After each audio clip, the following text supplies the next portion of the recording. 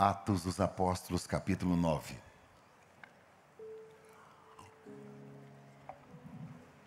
Enquanto isso, Saulo ainda respirava ameaças de morte contra os discípulos do Senhor.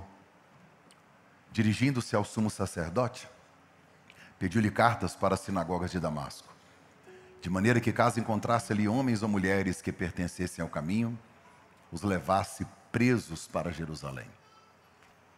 Na sua viagem, quando se aproximava da cidade de Damasco, de repente, brilhou ao redor dele uma luz que vinha do céu.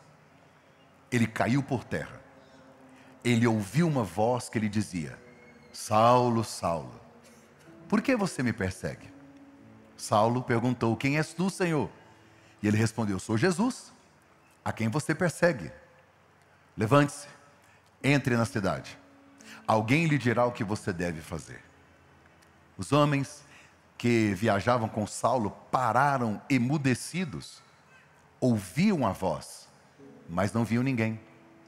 Saulo levantou-se do chão e, abrindo os olhos, não conseguia ver nada, de modo que os homens o levaram pela mão até Damasco. Por 3 dias esteve cego, não comeu, não bebeu nada. Em Damasco havia um discípulo chamado Ananias. O Senhor o chamou em uma visão. Ananias, estou aqui, Senhor, respondeu.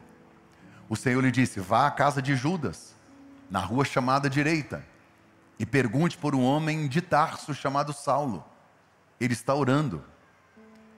Em uma visão, ele viu um homem chamado Ananias chegar e impor-lhe as mãos para que voltasse a ver.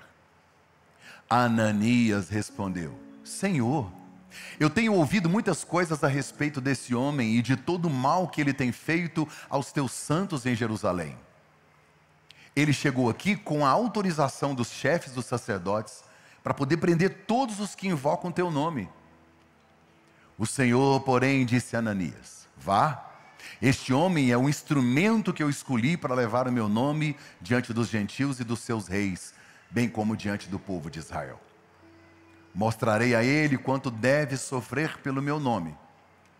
Então Ananias foi, entrou na casa e pôs as mãos em Saulo e disse: irmão Saulo, o Senhor Jesus, que apareceu no caminho por onde você vinha, enviou-me para que você volte a ver e seja cheio do Espírito Santo. Imediatamente, algo como escamas caiu dos olhos de Saulo, e ele passou a ver novamente. Levantando-se, foi batizado. Amém. Hoje eu começo uma série chamada Renúncia, sobre a vida do grande apóstolo Paulo. Renunciar é abrir mão, renunciar é deixar. Não é fácil renunciar, mas eu queria que logo no início da minha palavra você decorasse uma frase que eu vou dizer todos os domingos. Deus não celebra conquistas, Deus celebra renúncias. Porque renunciar é o desafio de todo cristão. Aliás, é uma ordem de Jesus em Lucas 9:23. Jesus disse aos que o ouviam: se alguém quer me seguir, renuncie a si mesmo, tome sua cruz e siga-me. Então renunciar é negar a si mesmo. Renunciar é deixar as suas vontades próprias para viver a vontade de Deus. Renunciar às vezes é abrir mão do seu próprio sonho, do seu projeto, para viver o projeto de Deus. E muitas vezes existem pessoas que confrontam tanto Deus, eu já fiz isso, e insistem em não querer viver o projeto de Deus, que às vezes Deus quebra o seu projeto para o seu projeto não te quebrar. Deus é especialista em mudar rotas. Deus é especialista em conversão. Sabe o que é converter? Mudar de direção. Conversão é mudar de direção. Você está indo em uma direção e você vira 360 graus. Você faz uma outra rota, uma outra direção. Então renunciar é abandonar a sua ambição pessoal. Paulo é um homem que entendeu a fundo o princípio renúncia, quando ele disse em Gálatas capítulo 2 e verso 20, eu fui crucificado com Cristo e assim não sou eu mais quem vive, Cristo vive em mim. Então eu não tenho mais vontades. Eu li um livro incrível que diz assim, Seus Passos, o que faria Jesus? Você tem que ler esse livro. Um dos primeiros livros que eu li no seminário, é um livro muito antigo, Em Seus Passos, o que faria Jesus? Uma igreja decidiu tomar todas as decisões baseadas na seguinte frase, se Jesus estivesse aqui, o que ele faria? Virou um caos na igreja. Se Jesus estivesse no seu lugar no trânsito, como ele agiria?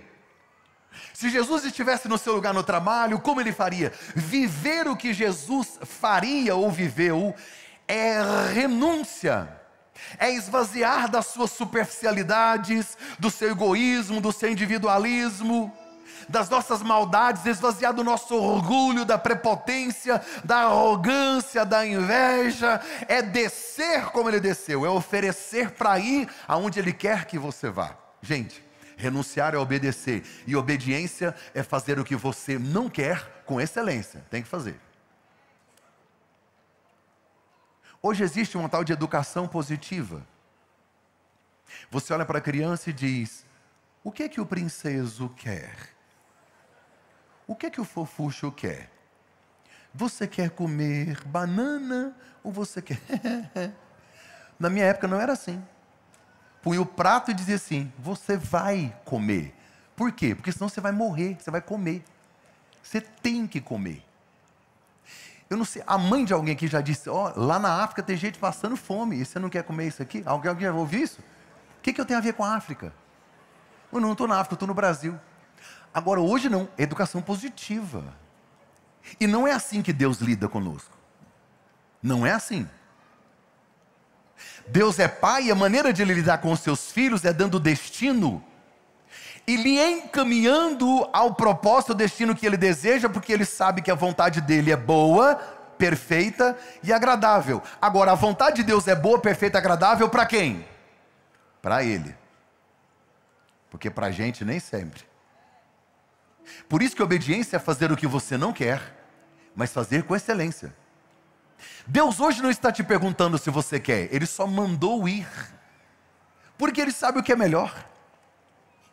Quantas inúmeras vezes eu questionei meus pais, por que eu não posso ir em tal lugar? Porque eu estou mandando. E achava ruim para ver. Não tinha conversa. Pronto. É simples assim. Nascemos para isso, para obedecer. Quem é esse Paulo? Quem é esse homem incrível, especial, que você vai se apaixonar cada vez mais pelo que Jesus fez na vida dele? Esse Paulo, ele tem inúmeras características, mas se você ler a carta aos Filipenses, no capítulo 3, no versos 5 e 6, o apóstolo Paulo vai fazer uma autobiografia. Ele vai falar dele mesmo. Ele vai dizer, eu fui circuncidado no 8º dia. Quer dizer, os pais são judeus religiosos. A circuncisão era cortar o prepúcio, ou a pele do órgão genital masculino do menino, quando ele tinha 8 anos. Hoje nós chamamos de cirurgia de fimose. Naquela época era circuncisão. Era um pacto que os pais faziam dos filhos com Deus. O apóstolo Paulo está dizendo em Filipenses que ao 8º dia, quer dizer, dentro da lei, conforme a regra, eu fui circuncidado. Eu pertenço ao povo de Israel, e ele disse, eu sou da tribo de Benjamim. Eu sou um verdadeiro hebreu. Quanto à lei eu sou fariseu, eu fui zeloso, perseguidor da igreja, e quanto à justiça que há na lei, eu fui irrepreensível. Pensa no homem que seguia assim, regras. Pensa no homem que foi formado e ele seguia todas as regras da lei da sua época. Você vai ler na Bíblia, no texto que nós acabamos de observar, que o seu nome é Saulo. Mas se você olhar a partir do capítulo 13 de Atos, todo mundo começa a chamar ele de Paulo, e não foi Deus quem mudou o nome dele. Ele tinha 2 nomes. Ele se chamava Saulo, ele também se chamava Paulo. Ao 8º dia, quando ele foi circuncidado, os pais deram para ele o nome hebraico, que era a língua falada entre os hebreus, entre os judeus. Então os pais deram para ele o nome chamado Saulo. Só que ele nasceu em Tarso, e era uma província romana. Talvez o seu pai ou seu avô deva ter lutado na guerra contra os inimigos de Roma, ajudando Roma, e todos aqueles soldados tiveram o direito de também ter cidadania romana. Paulo, ele mesmo diz que ele é um cidadão romano também. E aí ele vai utilizar o nome que Roma deu para ele, que não é Saulo, é Paulo, que significa pequeno. Por que o apóstolo Paulo decide não usar Saulo e sim Paulo? Porque ele foi convocado a pregar aos não-judeus, foi convocado a pregar aos gentios, e para ele fazer suas viagens e ter portas de acesso em missões, era muito melhor ele usar o nome de Paulo, que não era o nome hebraico, era o nome do grego, veio do latim, depois para o latim, era o nome dado por Roma. As mudanças de Saulo para Paulo, isso vai refletir algumas coisas na identidade dele, dizendo também que ele deixou de ser perseguidor para ser apóstolo, mudou de judeu para cristão, e agora ele tem um propósito específico em Deus. O nome Paulo se adapta muito melhor à realidade cultural de onde ele ia pregar, é só uma estratégia. Daí a Bíblia diz que quando Paulo escreve sobre eles, eu fiz-me de tudo para todos. Interessante que tem alguns desenhos do apóstolo Paulo do século I, século II, e aí eles colocam ele baixinho e careca. Baixinho e careca. Desse tamanho e calvo. Ele mesmo fala da aparência dele. Na segunda carta aos Coríntios, capítulo 10 e verso 10, Paulo diz sobre ele assim, o que o pessoal estava comentando dele, Paulo diz assim, porque as suas cartas são graves e fortes, mas a sua presença de corpo é fraca. Quem olhava para ele não dava nada. Pensa num baixinho furioso.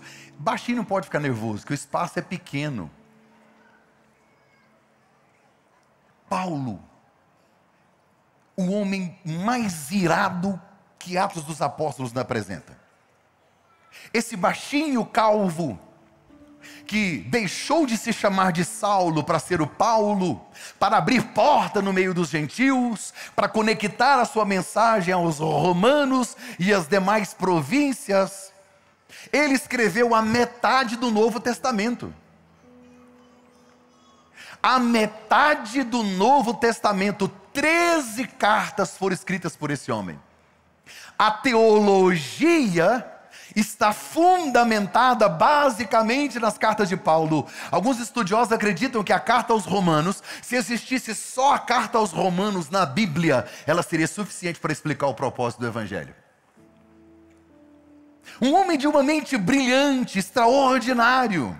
É esse Paulo que impactou Martinho Lutero e os reformadores, quando eles leram o fundamento dos escritos de Paulo, que era a justificação pela fé. O justo viverá pela fé, pela graça sois salvos. Esse é o fundamento dos escritos de Paulo. Ele vai pregar justamente o fato de que agora não estamos debaixo mais do jugo da lei, das características do judaísmo da época, circuncisão e outras coisas. Ele disse, olha, eu fui circuncidado, fariseu de fariseu, eu vivi tudo que vocês estão falando, só que agora mudou. Agora não é mais debaixo da lei, do jugo do pecado, do jugo da lei, agora é pela graça, a justificação é pela fé. Quem lê as cartas de Paulo nunca será escravizado por apóstolos, pastores, líderes, jamais. Quem conhece as cartas de Paulo, quem conhece principalmente a carta aos Romanos, e percebe que não vivemos mais debaixo de jugo. Somos livres.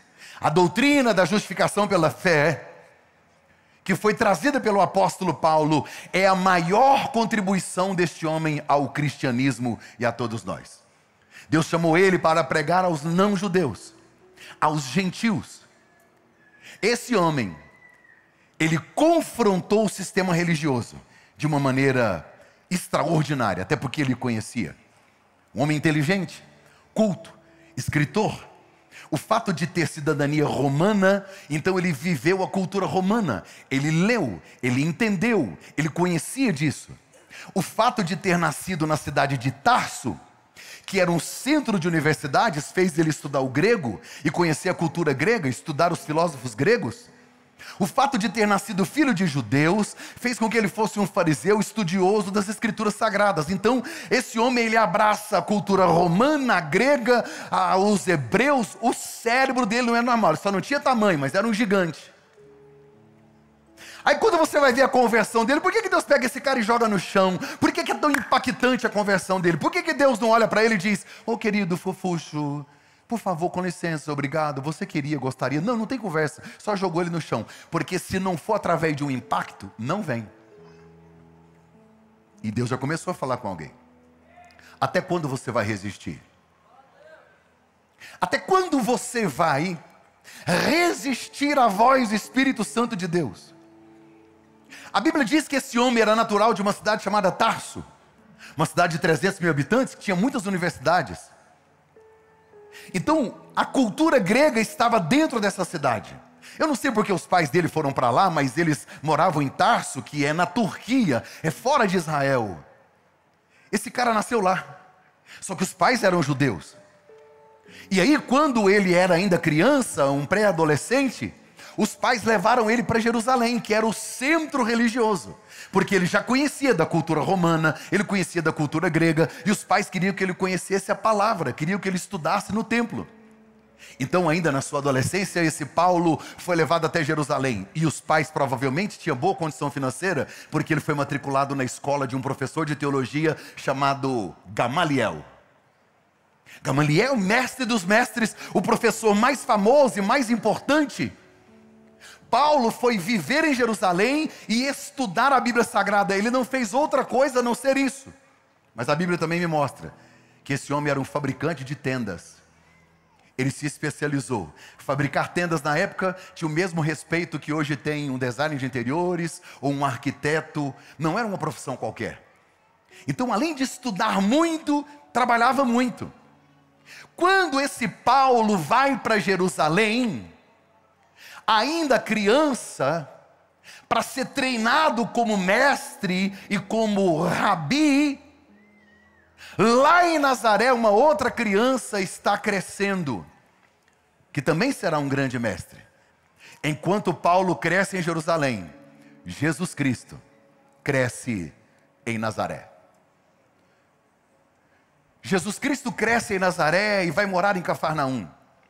Quando Jesus vai morar em Cafarnaum, as notícias do evangelho que Jesus pregava, o evangelho do reino, correram por toda parte. Você não vai ver sobre Paulo em Mateus, Marcos, Lucas e João, não está escrito, mas eu tenho certeza que as informações chegaram. Olha, tem um homem aí fazendo milagres.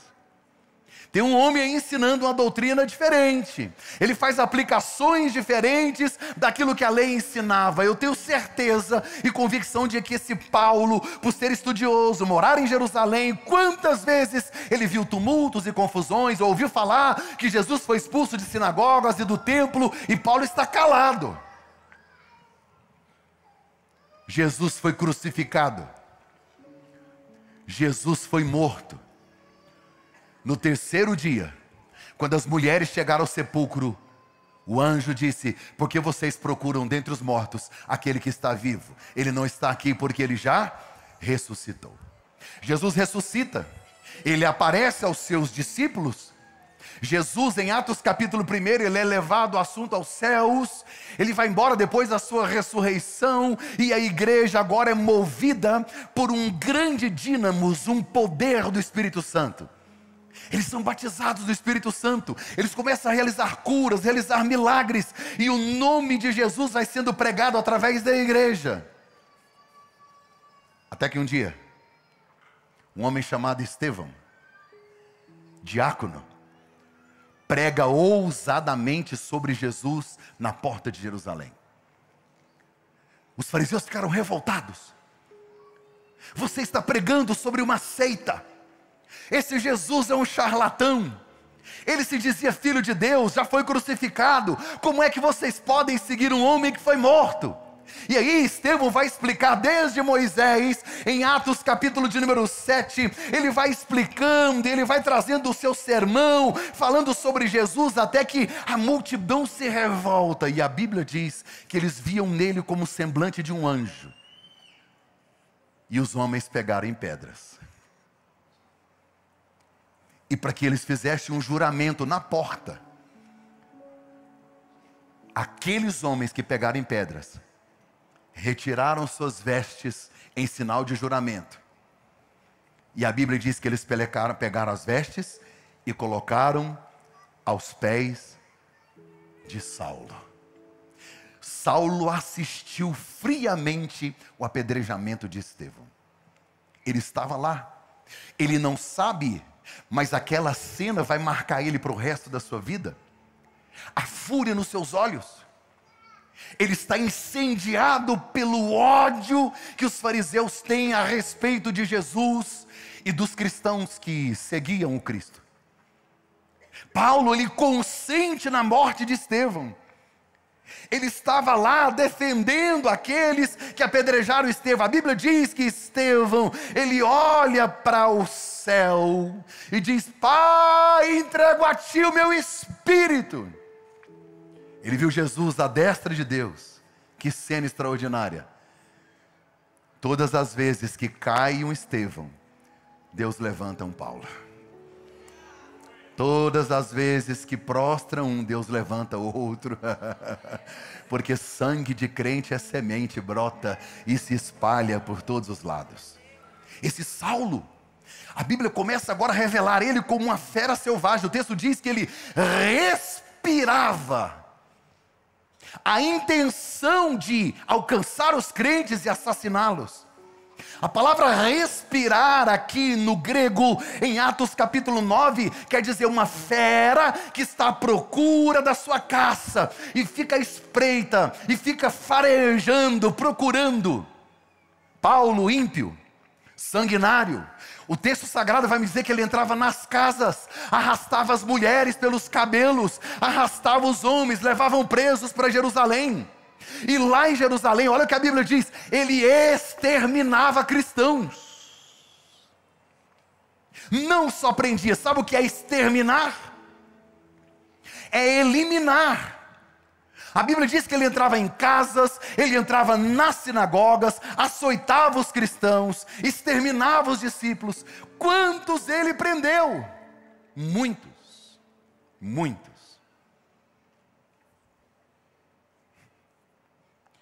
Você não vai ver na vida de Paulo, na vida de Pedro, o mesmo sofrimento que teve na vida de Paulo. Porque Deus apaga pecados, mas Deus não apaga consequências.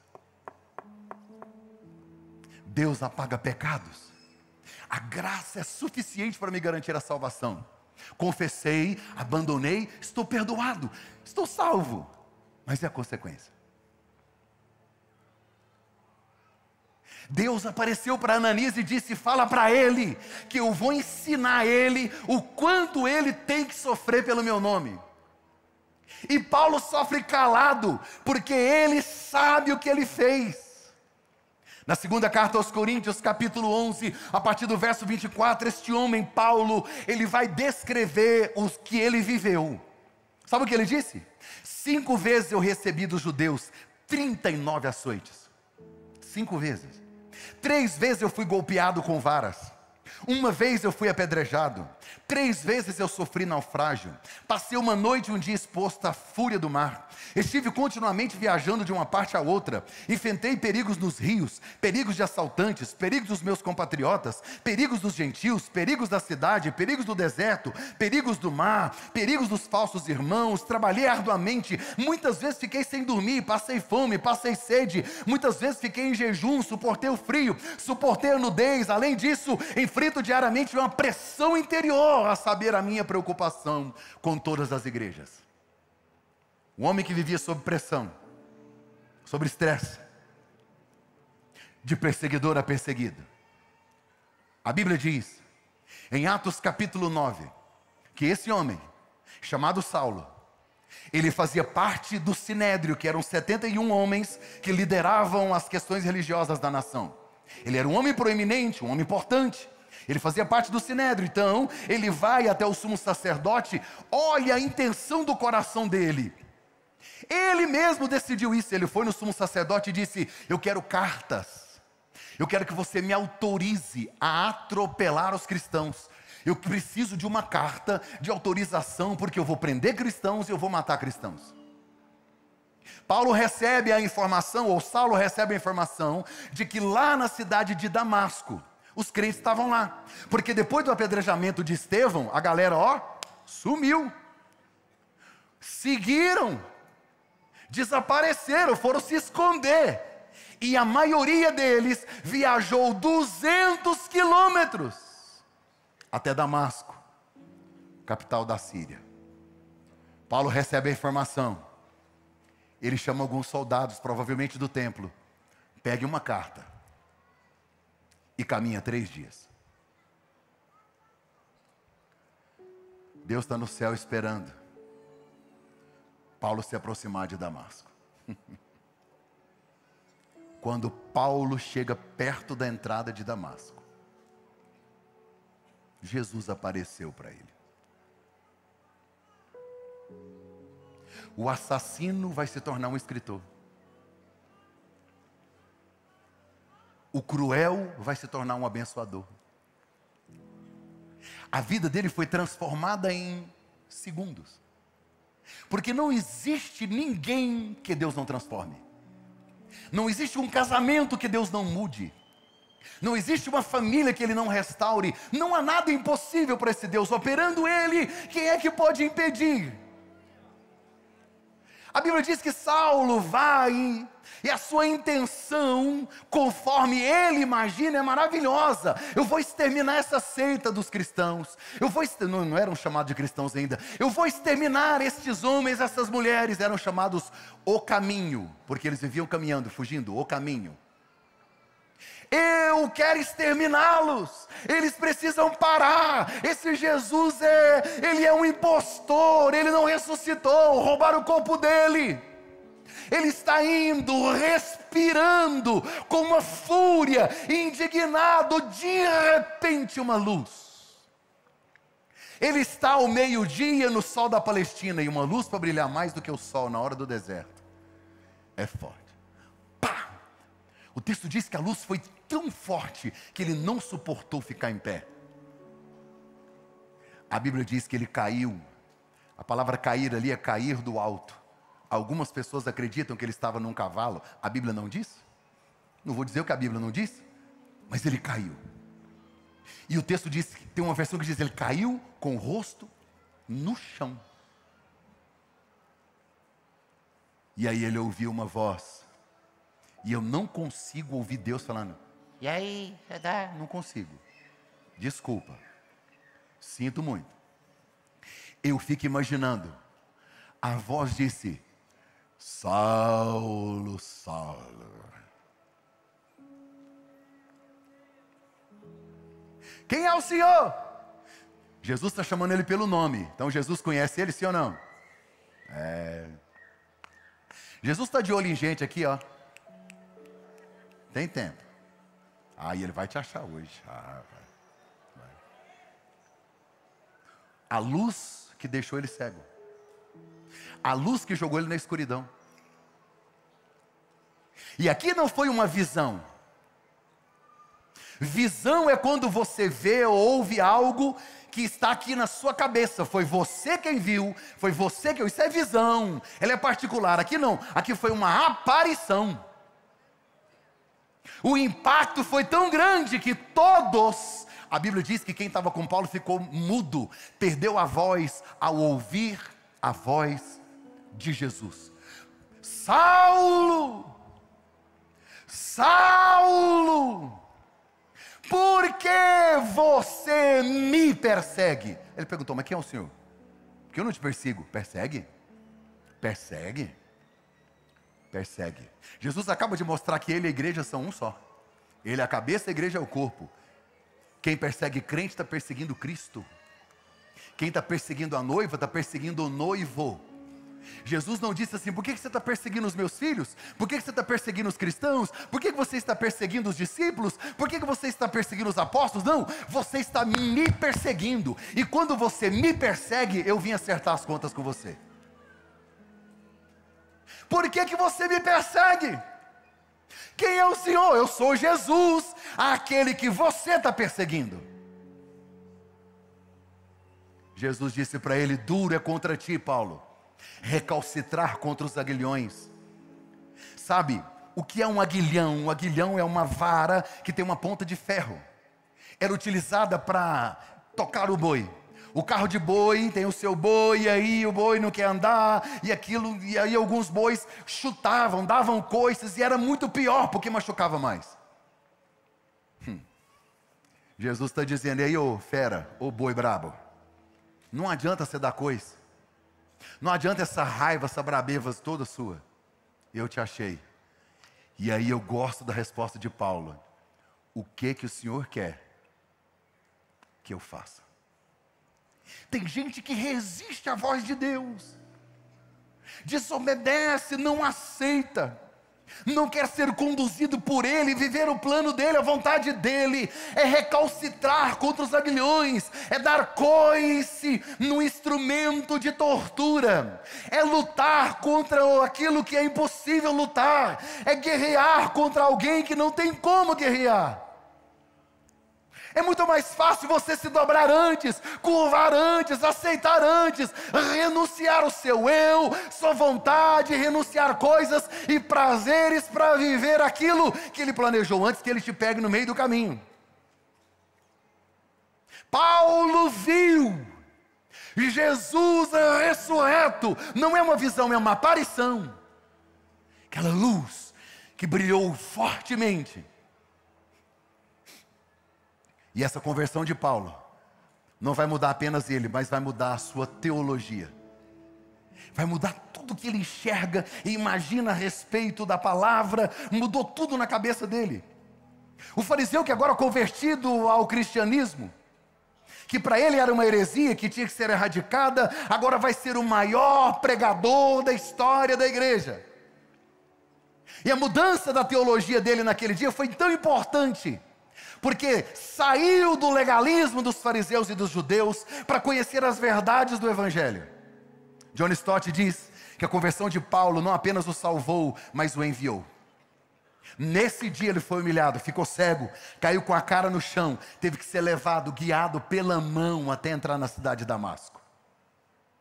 Por que você está me perseguindo? Não dá para fugir de mim, não tem como correr da minha vontade. A Bíblia diz que lá vai ele cego, sendo levado até a cidade de Damasco. E aí os amigos ou servos dele levaram ele à casa de um tal de Judas. Não é Judas Iscariotes, tá? Tem muitos Judas na Bíblia. É outro Judas, mora lá em Damasco. Levou à casa de Judas. E o texto diz que ele ficou lá 3 dias. Quantos dias? Presta atenção. Sem comer, sem beber e orando. Quantos dias de crente ele tem? 3. Já está orando, jejuando e teve uma visão. Você está esperando o quê? Com 3 dias, ele já está jejuando, orando. Ele não orou antes de cair no caminho. Ele tomou iniciativa própria, ignorante, arrogante, sanguinário. Depois que Deus pegou ele, pá, agora vai orar. Ficou cego. Tem hora que Deus vai empurrando a gente, e vai confrontando a gente, vai pesando. Você vai sentindo o peso, você vai lutando sozinho com as suas forças, e vai caminhando, e você não vai suportando, a coisa vai ficando difícil, Deus vai permitindo situações, quando você percebe, está caído de joelhos, orando. Paulo, ou Saulo, está na casa de Judas. Jesus visitou outra casa, chama Ananias. Aí já não é revelação, aí não é aparição, é uma visão. Disse: Ananias, sim senhor, Vai lá na casa de Judas, fica na rua direita, e aí tem um moço lá chamado Saulo, vai lá orar por ele. Sabe o que Ananias respondeu? Vou nada. Você ouviu a resposta de Ananias? Imagina comigo, era a mesma coisa que na época de Hitler, você falar para um judeu assim, ó, sei lá, orar pelo Hitler. Vou não. Saulo é cruel. Ele tinha cartas para matar os crentes de Damasco. Aí Jesus aparece para um crente de Damasco e diz, vai lá falar com ele. Manda outro.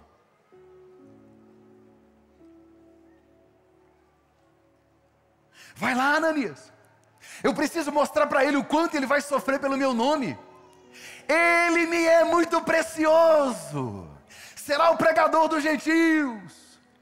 Porque Ananias está falando do passado de Saulo. Jesus está falando do futuro de Saulo. Ananias está preocupado com quem ele foi até aqui. Jesus está dizendo para ele, você precisa conhecer um novo homem, que eu vou te apresentar. A Bíblia Sagrada diz que quando Ananias entrou, ele foi até Saulo, e eu gosto do que a Bíblia diz. A Bíblia poderia ter dito assim, Ananias falando, e aí ô cruel, ô seu malfeitor, seu mala. Ananias disse assim, irmão Saulo. Já imaginou chamar de irmão a pessoa que você odeia? Quantas vezes eu já disse aqui, nós vamos ter várias surpresas no céu. A primeira é quando você chegar, fala, gente, eu cheguei, nem mais, eu estou aqui. Você olhar o céu e falar, uau, eu estou aqui. A segunda surpresa é você falar assim, cadê o fulano? E a terceira? Você? Aqui? Eu tinha tanta raiva de você.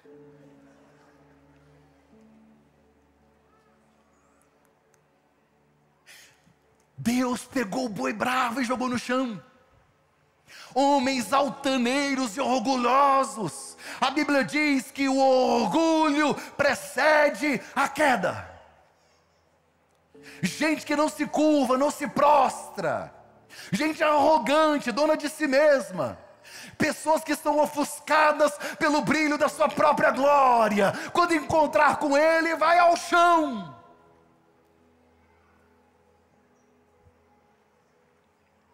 A Bíblia diz que Ananias coloca as mãos sobre ele, irmão Saulo. Saulo disse, eu vi você numa visão. Ananias ora por ele. A Bíblia diz que escamas caíram dos olhos dele. E aí ele voltou a ver. E duas coisas aconteceram. Ele foi cheio do Espírito Santo. E segundo, ele desceu as águas. O batismo não me leva à salvação, mas todo salvo deve ser conduzido às águas. Todo aquele que foi encontrado por Cristo precisa cumprir essa ordenança. Decidir, mergulhar, morrer para o mundo e viver para Deus, dizer que agora tem uma nova vida. Esse Paulo agora, com a sua conversão, ele tem que renunciar ao farisaísmo. Estudou 30 anos. Ele tem que renunciar ao cargo dele no Sinédrio. Ele tem que renunciar aos prazeres. Esse homem provavelmente não casou, teve que renunciar a ter uma família, viver o celibato. Ele teve inúmeras renúncias e foi deixando, e foi abrindo mão. Não vivo mais eu, Cristo vive em mim. O desafio dele é maior que o nosso, e a Bíblia conta cada detalhe do que ele viveu, para eu entender que se ele viveu, eu também posso. Duro é contra ti recalcitrar contra os aguilhões, lutar contra Deus, você nunca vai vencer. Então corre, vai viver sua vida pequena, medíocre, raquítica. Esse final de ano, eu não vou escrever os meus planos de 2025, não vou. Eu vou escrever vou deixar uma folha em branco, eu vou assinar e dizer: Deus, escreve para mim. Chega de viver o meu projeto, o meu propósito. Não é errado fazer planos, porém confiar nele e entender que de vez em quando seremos assustados no caminho. Hoje eu estou pregando para gente que caiu ao chão, pregando para gente que está prostrado. Foi a única maneira que Deus encontrou de chamar a sua atenção, de parar você, de segurar você. Paulo teve que renunciar muitas coisas. O dia que ele encontra com Jesus, no caminho de Damasco, ele fica 3 dias lá, ele é curado. E nas cartas que ele escreve, ele revela que foi para a Arábia, e ficou escondido lá 3 anos. 3 anos na Arábia, recluso, escondido, fazendo o quê? Orando, estudando, recebendo revelações de Jesus, sendo preparado. Porque se os 12 apóstolos ficaram 3 anos com Jesus, Paulo também vai ficar 3 anos com Jesus. Ele vai ser moído, ele vai ser treinado, ele vai ser forjado e preparado.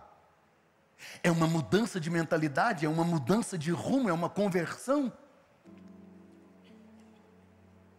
Paulo vai ficar lá por 3 anos, escondido, vivendo em Deus. Nem toda hora é hora de sair, é hora de aparecer. Deus pode estar dizendo a alguém aqui hoje: será que não está na hora de esconder? De dar um passo atrás, um tempo sabático de preparação, de entender um novo ciclo, um novo momento, parar, descansar, respirar. Deus tem um plano, tem um propósito, mas tem um Paulo irado que precisa se acalmar, tem um Paulo revoltado que precisa entender, tem um Paulo que acabou de encontrar Jesus, ele está tentando assimilar os ensinos da lei que ele aprendeu no Antigo Testamento com as verdades que ele vai escrever agora. Paulo renunciou à sua posição no judaísmo. Um líder respeitado jogou tudo fora, jogou no lixo. Ele rejeitou o direito de ser sustentado pela igreja. A Bíblia diz que ele mesmo, ele construía as tendas e mantinha ele mesmo, ele não quis. Quantas vezes renunciou ao conforto pessoal, enfrentou dificuldades em todos os sentidos, preso, açoitado, naufrágio, apedrejado. E eu gosto de uma coisa em Paulo, e aí você vai entender por que Jesus escolheu ele. Ele estava numa cidade, mais na frente a gente vai ver, e ele foi apedrejado. Por que ele foi apedrejado? Porque ele pregava Jesus. Um dia eu fui falar com a irmã, ela falou: pastor, eu estou sendo perseguida. Ai, pastor, eu estou sendo perseguida. Eu falei: irmã, me conta, o que é? Ai, porque eu estou devendo um agiota, e aí... Ué, está sendo perseguida mesmo. Ai, crente é perseguido, né, pastor? Só porque tem 3 meses que eu não pago aluguel, o pessoal está revoltado. Tem gente tão chata no trabalho, tão enjoado, tão cri-cri, tão religioso, que as pessoas do trabalho não gostam dela. Ai, eu estou sendo perseguida. Não, você está sendo rejeitada mesmo, você é chata. Ser perseguido por Jesus é quando você tem uma vida reta, íntegra, você prega o evangelho e as pessoas não gostam de você. Isso vai acontecer. Esse Paulo que foi perseguidor, agora é perseguido, ele renuncia ao seu conforto pessoal. Ele renuncia o próprio eu. Ele disse: eu fui crucificado com Cristo. A renúncia é o tema central da vida de Paulo. Ele renunciou ao conforto, fama, prazer, até o próprio direito, a fim de seguir a Cristo. A pergunta que eu faço hoje no final da minha mensagem: o que nós estamos dispostos a renunciar para viver a vontade de Deus. Esse namoro indecente, esse adultério, esta pornografia, esse vício, uma geração viciada em tigrinho, viciada em jogos. Como que um cristão se cede ao vício? A renúncia é uma decisão pessoal. A conversão aqui foi intencional, a conversão foi gerada. Deus, na verdade, apareceu para Saulo, impactou ele, querendo ele ou não. Deus tinha um plano e ponto final. Agora, a renúncia é uma decisão. Quantas pessoas trocando Jesus por dinheiro, por negócios errados?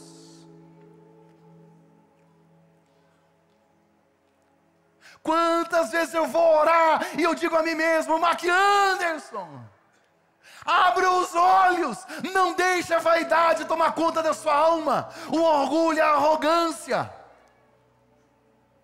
Deixar ser quebrado por Ele, ser moído por Ele, porque ser cristão não é celebrar conquistas, é celebrar renúncias, é carregar a cruz, é negar a si mesmo. Só que essa não é uma mensagem que quer ser ouvida, porque ela não traz conforto à minha alma, ela não me ajuda para a minha semana desafiadora. Ajuda, porque se você decidir viver a vontade de Deus, as demais coisas serão acrescentadas. O que nós estamos dispostos a renunciar? Porque se você não decidir renunciar agora, não espere Ele te jogar ao chão. Não espere Ele prostrar você para que a sua situação mude. Mude de vida enquanto você ainda está em pé. Coloque-se em pé, por favor, eu vou orar por você.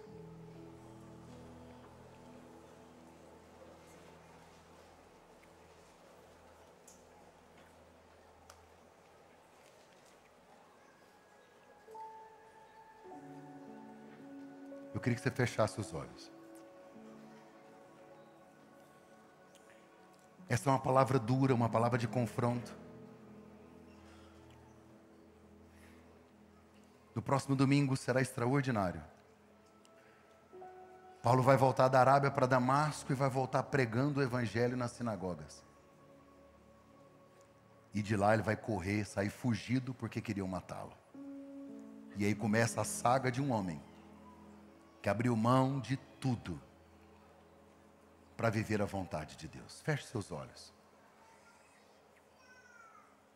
Fala para você mesmo, o que você vai abrir mão essa semana?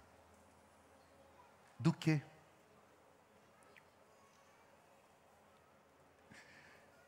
Senhor, o Senhor tem pedido a nós, a algumas pessoas, que a gente renuncie, que a gente abra mão das nossas vontades, dos nossos prazeres, dos vícios, do orgulho, esvaziar de si mesmo, carregar a cruz, seguir o exemplo de Jesus que está em Filipenses capítulo 2, verso 5, tende em vós o mesmo sentimento que houve em Cristo, esvaziou a si mesmo. Eu quero pedir perdão pelos nossos pecados. Eu quero pedir ao Senhor perdão, porque a gente está tentando ser crente, mas é tão difícil. Tem as lutas, tem as provações. O diabo não desiste da gente, fica tentando. E aí cai e levanta, e cai de novo, e levanta e luta. Oh, Espírito Santo, é impossível renunciar sem o teu conforto, a tua ajuda. Segura nas nossas mãos. Oh, Pai, em nome de Jesus, que caia uma unção de arrependimento e de quebrantamento sobre nós. Nós não somos um clube, nós não somos uma associação, nós somos uma igreja. Uma igreja que preza pela verdade e que quer viver a verdade. Em nome de Jesus, nos ajuda. Em nome de Jesus, nos ajuda.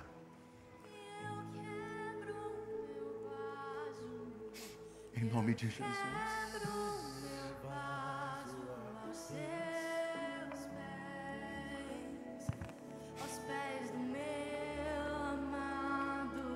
Entregue tudo para Ele. Você pode cantar isso? Eu quebro meu vaso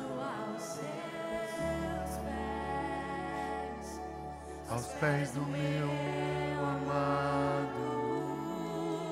Eu quebro meu vaso, eu quebro meu vaso. Nós te entregamos tudo, Senhor. Tudo é teu. Aos pés do meu amado. Tudo é teu. Eu quebro meu vaso, eu quebro meu vaso aos teus pés do meu amado. Hoje é o dia de você que está afastado voltar para Jesus.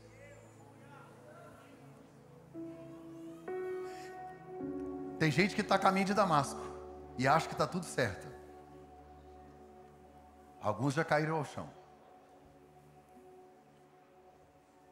Você precisa recomeçar com Jesus.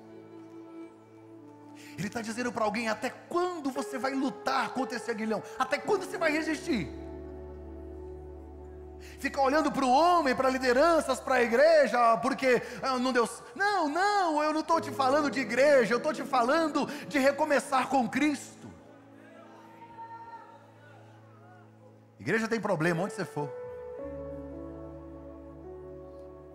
Só que para conviver com Jesus tem que conviver com os discípulos dele, não tem outro jeito. É tudo uma coisa só. É um forjando o outro. E aí você está vivendo uma vidinha, sabe? Aquela vidinha que não dá mais, você precisa mudar, você precisa melhorar. Você não vai conseguir sozinho. O filho pródigo, quando chegou em casa, chegou sujo, descalço, roupa rasgada, não tomou banho. Porque não é na rua que a gente consegue isso, é em casa. É em casa que você recebe comida, festa, banho, sandália, é em casa, sozinho você não. É Deus quem te dá. Agora, você decide renunciar. Renunciar o erro, renunciar o pecado, morrer para o mundo, viver para Cristo. O mesmo Jesus que trouxe salvação a Paulo, o pior dos homens, se tornou o maior dos apóstolos. Há uma unção nesta manhã, nesse lugar. Há uma graça derramada sobre nós aqui, e eu queria que você não perdesse ela. Se você está aqui e ainda não entregou sua vida a Jesus, você vai fazer isso agora. Estou te convidando não, estou te dando uma oportunidade que pode ser última e única. Você precisa declarar publicamente que Ele é o Senhor da sua vida. Precisa. Isso é importante. E se você está afastado, tem que recomeçar. Eu vou contar até 3. Quando eu disser 3, você que vai tomar essa decisão, dê um sinal com a sua mão para eu te conhecer. 1. Hoje, sua história será completamente transformada. 2. O Espírito Santo está chamando você. 3. Onde é que você está? Dê um sinal com a sua mão. Vem cá, filho. Onde é que você está? Deus ali, aqui. Tem mais alguém de cá? Mais alguém ali? Ali? Oh, Deus abençoe. Deus abençoe. Mais alguém para cá? Lá atrás? Deus abençoe. Ali também. Glória a Deus. Você que está me assistindo no YouTube, escreve assim: eu quero Jesus. Está na hora de você decidir por Ele. Está na hora de você recomeçar. Está aqui, ó, chorando aos prantos. Você que deu um sinal com a sua mão, vem cá, deixa eu orar por você. Vem cá, vem cá. Pode vir. Isso, fica à vontade. Isso, vem cá. Os pastores, os servos vão me ajudar. Vem, vem, vem. Vem cá. Isso. Vem cá, filho. Deus te abençoe. Vem. Deus abençoe. Deus abençoe. Isso, está chorando aqui. Vem cá, filho. Deus abençoe. Isso. Esta é uma mensagem de salvação. Vem, vem. Cante isso. Tudo entregarei. Cante. Sim, por ti, Jesus.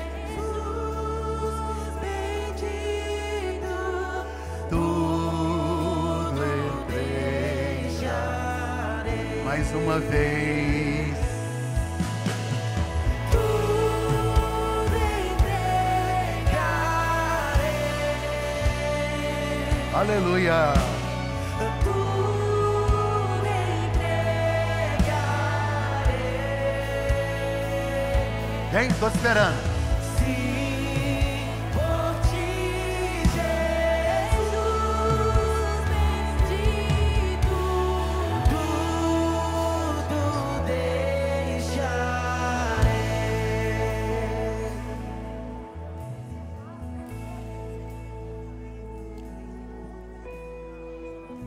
Quando a gente vai em alguma apresentação dos nossos filhos, a gente filma, tira foto, porque a gente gosta de registrar os momentos especiais. Eu acredito que Deus lá no céu vai registrar. Uma das coisas que Deus faz quando nós entregamos a vida a Jesus é que Ele escreve o nosso nome no livro da vida. Então, Deus gosta de registrar. Eu fico imaginando se Deus fosse tirar uma foto, acho que ia ficar bonita essa foto aqui agora. Só que está faltando gente na foto. E eu sei que você está aí. Eu vou te dar 10 segundos para você vir para a foto. 10, 9, 8, 7, 6, 5, 4, 3, 2, 1. Glória a Deus. Vocês que vieram aqui à frente, vocês que vieram aqui, prestem atenção aqui, por favor. Quando terminar aqui, a gente quer fazer uma oração especial por você e te dar um presente, tá bom? A gente vai te dar um presente. Deus te abençoe, filha, traz ela mais à frente aqui. Quando terminar aqui então, se você se sentir à vontade, a gente queria que você fosse ali na sala ao lado, você vai ganhar um presente, tá bom? A gente vai te dar um presente e a gente vai orar por você. Vamos orar por eles, para a gente finalizar? Graças te damos, ó Deus. São vidas. São pessoas, ó Deus, que se entregam a Ti e que decidem ter um novo começo, uma nova história. Pai, no nome de Jesus, que o Senhor, ó Deus, que eles consigam no Senhor ser fortalecidos para viver esse novo tempo, esse novo ciclo. Eu abençoo essas famílias, eu abençoo essas pessoas que aqui estão para viver algo extraordinário que só o céu pode fazer. Nós os abençoamos em nome de Jesus. Amém. Amém e amém. Vamos celebrar o Senhor? Vamos lá, batera, me ajuda, Ney. Faça assim comigo assim, ó. Se você está feliz, nós vamos celebrar o Senhor. Oh! Quem está feliz com oh, Jesus é maravilhoso. Bora contar comigo, bora lá. 1, 2, 3. Sejam bem-vindos ao seu novo lar. Este é um lar para todos. Que o Senhor te abençoe e te guarde.